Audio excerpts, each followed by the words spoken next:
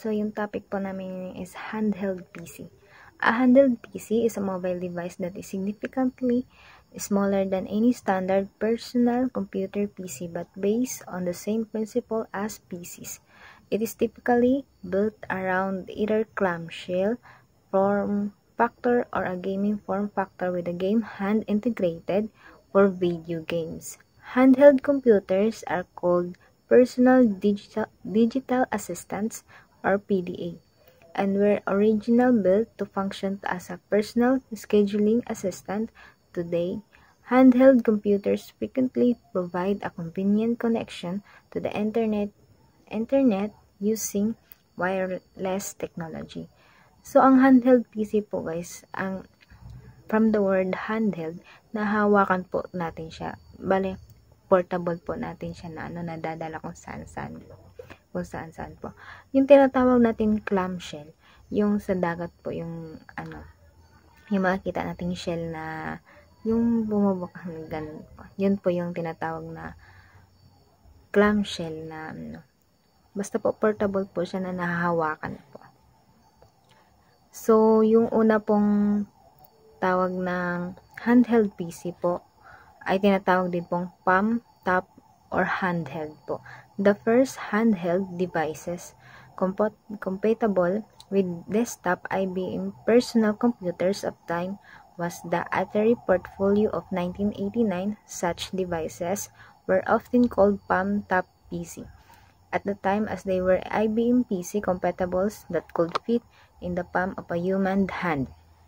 From the word palm top, ito lang po siya. Ganito lang po siya kalaki na na PC po. So 1989 po siya na parang nailabas po na the first handheld PC devices po. So yung naman po, yung latest based on sa search po, tinatawag po natin ay Asus ROG Ally is a handheld gaming computer developed and manufactured by Asus as part of their Republic of Gamers or ROG brand. So na-search ko po to. So mahal po talaga siya, bali po siya. Kulang 60k po. 60k po siya na tinatawag po nating Nintendo po ngayon. Ito po yung Asus ROG Ally po, for gaming po talaga siya. So dito po tayo punta sa remarkable devices po. So ang una po dyan ay yung Sony Vaio PCG U1. It was a UMPC before.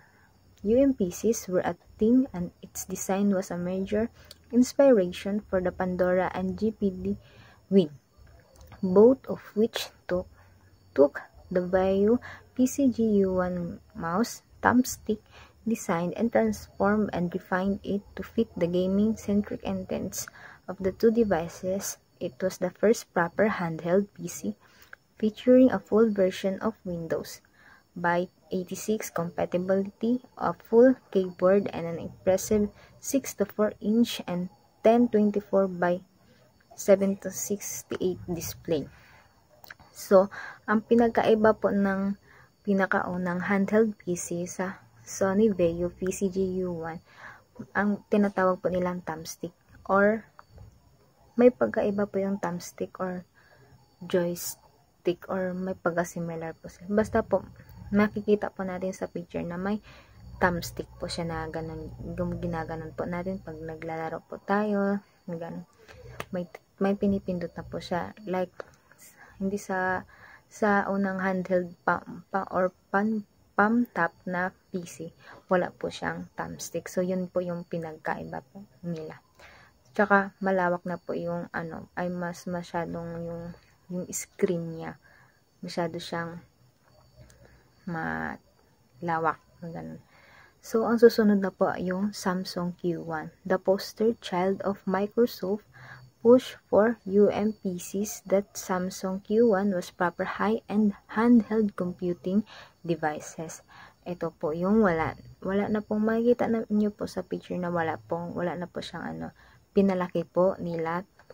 So makikita niyo po sa unang pic guys, yun yung tinatawag nating Sony Vaio PCG U1 at yung katabi naman niya yung Samsung Q1. Yun yung Samsung Q1. Ito po yung malaki yung screen na po. Wala na po siyang keyboard, kundi touch screen na po siya. Doon na po kayo magpipindot na po. So, ang susunod po nating yung QWERTY keyboard. The second generation brought a plethora of upgrades, the most important of which included a full QWERTY physical keyboard, greatly improved battery life, and 1 GB of memory. The screen remained the same size, but the 7-inch panel in the Q1 Ultra sported a resolution of 1024 by 600 compared to 800 by 48 in the original model. So, ang sinasabi dito guys, wala po siyang keyboard. Wala po siyang keyboard, yung mga thumbstick. May ginagamit po siyang parang ballpen na ipipindot-pindot ng ganun, parang social na po siya. May 1 GB po siya.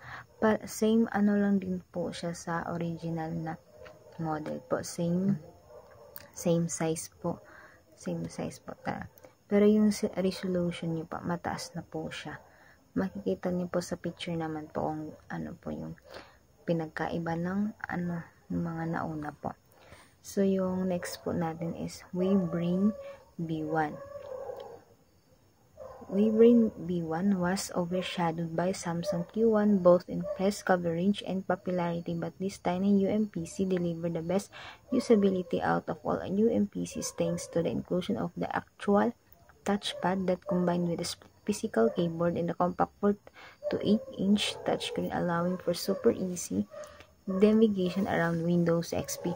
So, makikita niyo po guys sa picture na to, bali, ang haba niya po, 7 to 8 inch po siya. Tapos, yung sa gilid po, nandun na po yung mga keyboard po, dun po niyo tapos, may pindutan na po siya na, yun po yung parang pinagkaisa po nila na yun po yung Wavebring B1. So, ito na po yung panghuli kong po yung GP2X po. While the GP2X wasn't the first Linux-based handheld focused on emulation, the title belongs to its predecessor, the 2001 GP32. The 2005 GP2 was the first to achieve success outside South Korea and the Beijing, the small but faithful international homebrew community, most prominent members of which would years later create the first actual handheld gaming computer, Pandora. So, makikita nyo po sa picture guys, parang Nintendo po talaga siya. Bale, ito po yung ngayon na ginagamit po natin sa mga bata, mga gamings po ng mga ML po, mga ganun, handheld po. Hindi ko lang po sure na ito po talaga yung ginagamit din sa bali sa ko po talaga sa conclusion ko po, magkaiba po yung pang gaming tsaka yung tinatawag natin handheld po na PC po na ginagamit din sa architecture natin or di kaya sa mga teacher po natin na nagte-take down notes po natin. To sa gaming naman po, ito po yung GP2X, yung mga Nintendo, ganun din po. Portable po siya, mahahawakan po, madadala po natin kahit saan po. Pero depende po yun sa inyo kung bibili kayo, kung sa inyo po, comfortable ba talaga sa inyo po. Pero para sa akin po, parang hindi naman siya importante talaga po. Kasi nakakalaro naman po sa cellphone po. Siguro sa mga mayayaman lang din po. So, ang next po natin ay yung disadvantage at advantage po. Explain ko na lang to. Explain ko na lang to. Portable PC gaming. Ang portable PC gaming, ito ay mga self-contained units na kompleto at kayang gumana kahit isa lang ang baterya at pwede maglaro kahit saang lugar. Versatile application. Ang versatile application ay mga software na may iba't ibang gawain, halimbawa na lamang ang Microsoft Excel. Versatile dahil magagamit ito para sa accounting, data analysis, inventory, tracking at iba pa. Decent performance. Ang decent performance ay kaya niya pang magpagana o mag-install ng laro na hindi mabibigat, ngunit hindi niya kaya ang maipagsabayan sa malalakas na hardware tulad ng ginagamit sa desktop o laptop. Access to PC game. Ang ibig sabihin, maaari mong laruin ang mga laro na available sa PC tulad ng games, Epic Games, Star Titles at iba pa, nang hindi kinakailangan ng isang malaking gaming PC. Cloud gaming. Ang cloud gaming use ay kailangan ng maayos na internet para makapaglaro ng mga high-end games mula sa cloud. Platform emulation. Platform emulation ay mag-emulate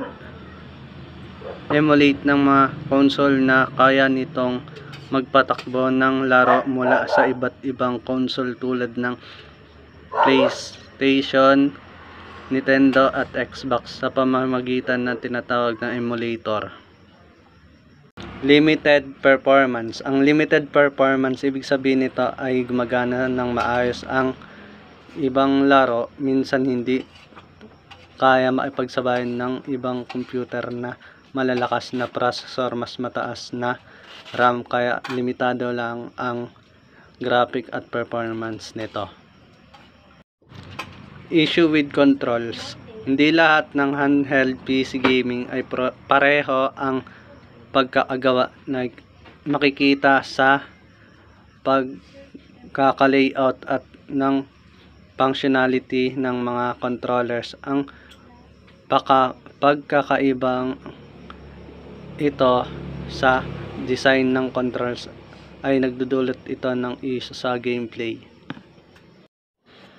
Main heating issue.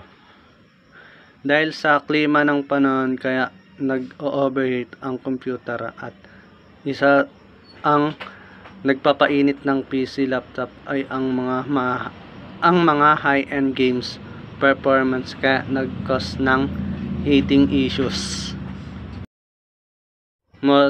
Modest battery life. Dahil mabilis kumain ang battery ay dahil na rin sa paglalaro ng high-end games na umaabot ng 8 hours